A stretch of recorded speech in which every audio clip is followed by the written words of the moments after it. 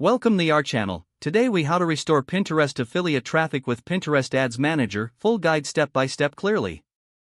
To restore Pinterest affiliate traffic with Pinterest Ads Manager, start by logging into your Pinterest business account. Once logged in, navigate to the Ads Manager section located in the top left corner. Click on the Create Ad button to start a new campaign. Select your marketing objective based on your goals, such as traffic or conversions. Define your campaign name for easy identification later. Set your campaign budget, either daily or lifetime, according to your advertising strategy.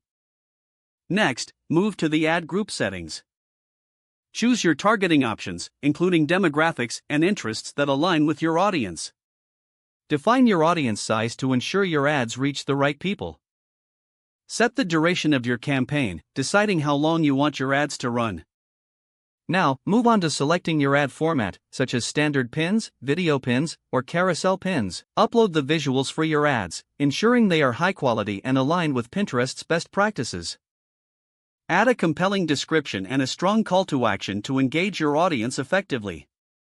Include relevant keywords to enhance discoverability within Pinterest searches. Then, input your destination URL, directing users to your affiliate content. Review your ad for accuracy, ensuring all elements are correctly displayed and linked. Once satisfied, click the Publish button to launch your campaign. Monitor the performance of your ads regularly in the Analytics section of the Ads Manager. Adjust targeting, budgets, or ad creatives based on performance metrics to optimize results.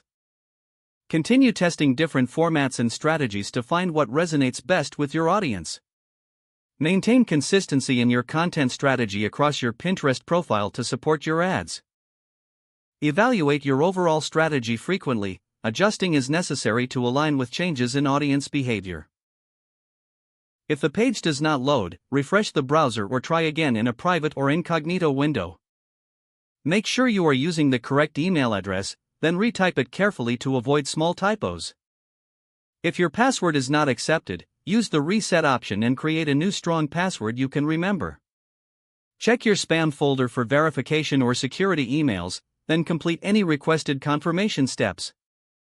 Enable two-factor authentication if available to improve account security and reduce unauthorized access risk.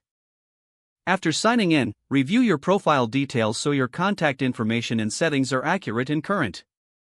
Don't forget to like this video and subscribe to our channel for more step-by-step tech guides.